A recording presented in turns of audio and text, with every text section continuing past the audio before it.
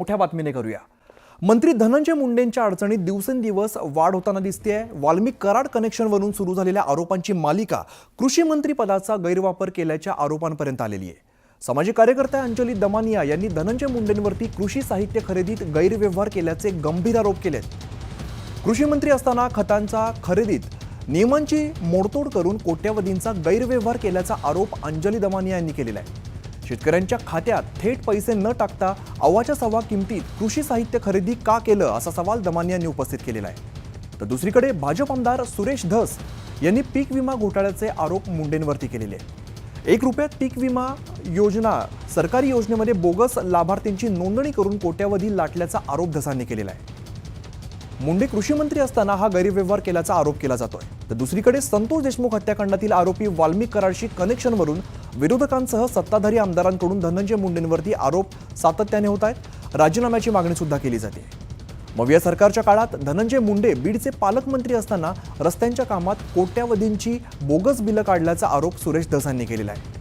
परळी अंबेजोगाईसह बीडच्या काही तालुक्यात रस्त्यांची कामं न करता 73 कोटींची बिलं काढल्याचा आरोप धसांनी केलेला आहे। त्यासोबतच बीडमध्ये हार्वेस्टर खरेदीसाठी शेतकऱ्यांना अनुदान मिळणार होतं। या योजनेमध्ये अनुदान मिळवून देतो सांगून शेतकऱ्यांना कोट्यवधींचा गंडा घातल्याचा आरोप वाल्मिक कराडवरती आहे। हार्वेस्टर फसवणूक प्रकरणात कराडला कोणाचा आशीर्वाद आहे असा सवाल विरोधकांकडून केला जातोय।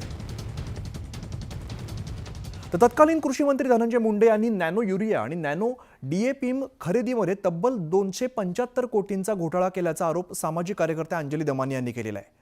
धनंजय मुंडे यांच्या कृषी खात्याने शेतकऱ्यांच्या योजनांचे पैसे डायरेक्ट बेनिफिट ट्रान्सफरच्या माध्यमातून देण्याचे केंद्र सरकारचे आदेश जे होते ते धाब्यावरती बसवले। तसंच टेंडरमध्ये बाजारभावाच्या दुप्पट दराने वस्तूंची खरेदी करण्यात आली असा आरोप त्यांनी केला आहे।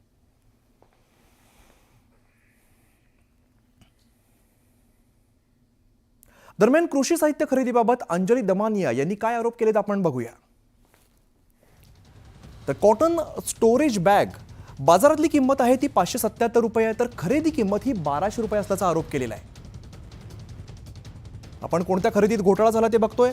बाजारातील किंमत जी आहे ती 92 रुपये आहे, तर नॅनो युरियाची बॉटल खरेदी किंमत आहे ती 220 रुपये आहे।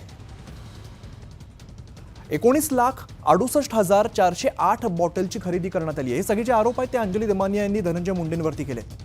तर फवारणी पंपाची बाजारातली किंमत आहे ती 2400 रुपये आहे, तर खरेदी किंमत ही 2500 रुपये आहे। नॅनो DAPची बॉटल जी आहे ती बाजारातली किंमत 269 रुपये आहे आणि खरेदी किंमत 590 असल्याचा आरोप करण्यात आलेला आहे। दरम्यान दमानिया यांच्या आरोपांवरती केंद्राच्या DBT योजनेला केराची टोपली दाखवत कृषी साहित्य खरेदीच्या फाईलचा प्रवास नेमका कसा झालाय तो सुद्धा आपण समजून घेऊया। तर आपण बघतोय केंद्राचा शेतकऱ्यांसाठी मोठा निर्णय आहे, DBT योजना आहे। तर DBT नुसार योजनांचे पैसे थेट शेतकऱ्यांच्या खात्यात जमा होणार आहेत। तर DBTची अंमलबजावणी राज्यांना बंधनकारक आहे। तर DBTचे नियम धाब्यावरती बसवत कृषी साहित्य खरेदी करण्याचा निर्णय घेण्यात आला। आपण दमानिया यांचे आरोप बघतोय। तर 12 मार्च 2024 ला कृषी साहित्य खरेदीचा GR काढण्यात आलेला आहे। तसंच 15 मार्च 2024 कृषी साहित्य खरेदीच्या निर्णयाला आक्षेप घेण्यात आला आहे। तत्कालीन कृषी आयुक्त गेडामांची मुंडेंना सूचना बघायला मिळाली। तर खरेदीला विरोध न करण्याचा मुंडेंचा अधिकाऱ्यांना सल्ला असल्याचा सुद्धा आरोप करण्यात आलाय। तर 15 मार्चला 2024 मुंडेंकडून फाईल अजित पवारांकडे गेली।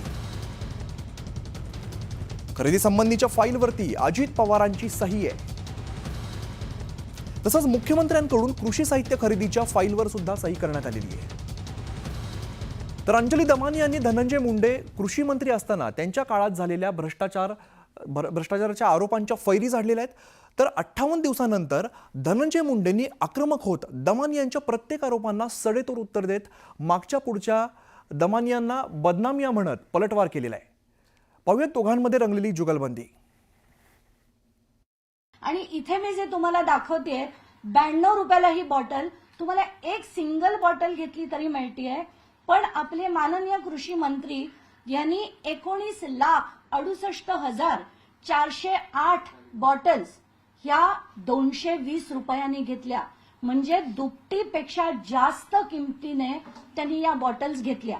त्यांच्या स्वभावाप्रमाणे सनसनाटी निर्माण करणं आणि धादांत खोटे आरोप करणं याच्या पलीकडे दुसरं याच्यात काहीही नाही आहे. मार्च 2024 मध्ये राबवण्यात आलेली निविदा प्रक्रिया, ज्या निविदा प्रक्रियेवर त्यांनी आक्षेप घेतला, ही संपूर्णपणे नियमात व शासनाच्या धोरणाला अनुसरूनच राबवण्यात आलेली आहे. काल रात्री उपमुख्यमंत्री अजित पवार यांनी बीडमध्ये एक 3 जणांची समिती स्थापन केली आहे की जे तिथली अनियमितता बघेल. पण अजित पवारांना मी दिलेले जे कागदपत्र होते आणि आत्ताचे जे कागदपत्र आहे याची चौकशी कोण करणार हे त्यांनी ठरवावं. कारण आता मी कोणालाही सांगणार नाही, हे सगळे सांगण्याच्या पलीकडे गेले आहेत. खरंच तुम्हाला राज्याबद्दल काही असेल, खरंच तुम्हाला शेतकऱ्याबद्दल कळकळ असेल, त्यांना ते पैसे पोहोचले पाहिजे अशी कळकळ असेल, तर कारवाई आता तुम्ही करायलाच हवी. त्यांच्यावर आरोप करत होते, आज त्यांच्या दारावर जावं लागतंय.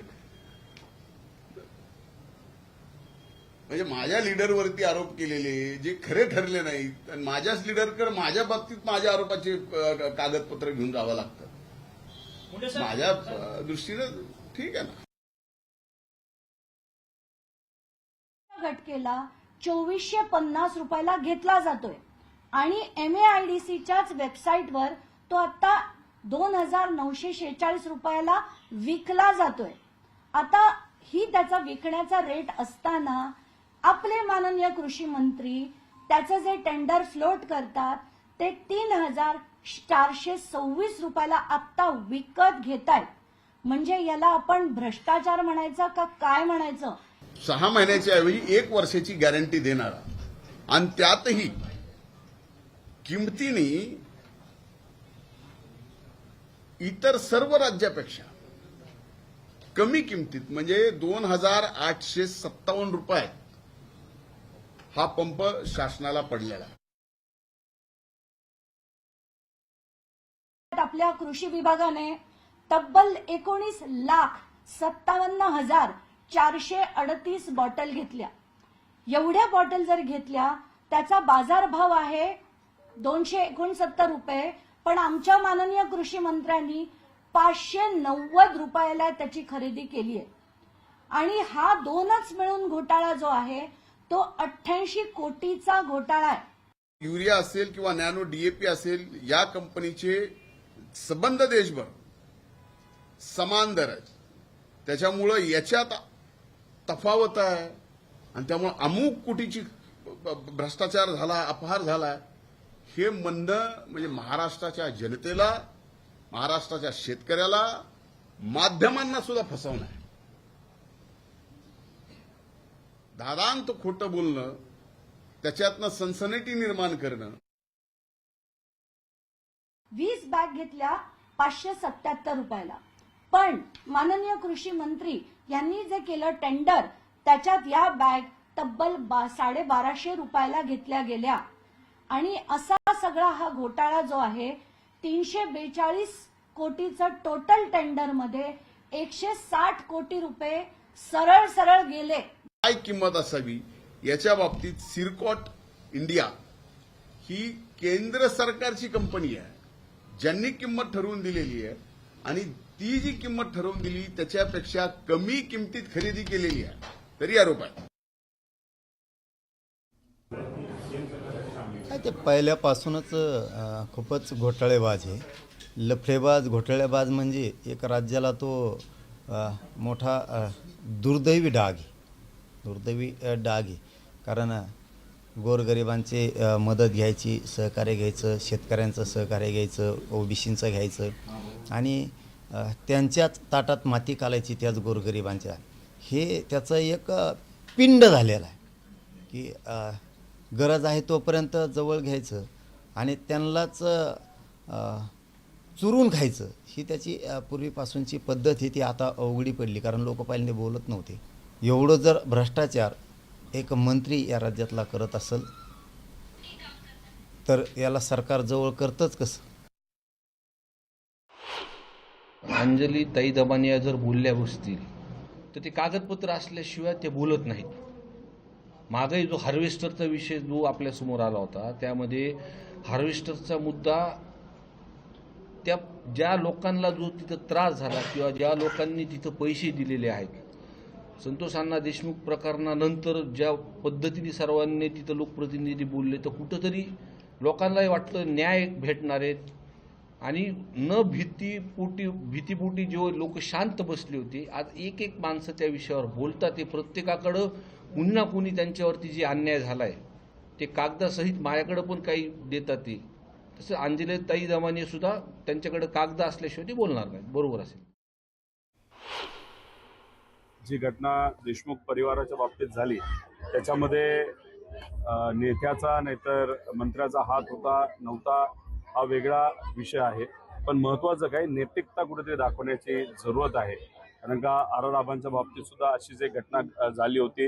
हिंदी बोलत असताना थोडीशी हिंदी चुकली आणि त्याच्यामध्ये काही चुकीचे शब्द निघाल्यानंतर नैतिकता बघत आबांनी सुद्धा तिथं राजीनामा दिला होता, अजितदादांनी राजीनामा दिला होता, देशमुख साहेबांनी मुख्यमंत्र्यांनी राजीनामा दिला होता आणि मग अशात नैतिकता त्या सर्व नेत्यांनी तिथं दाखवली.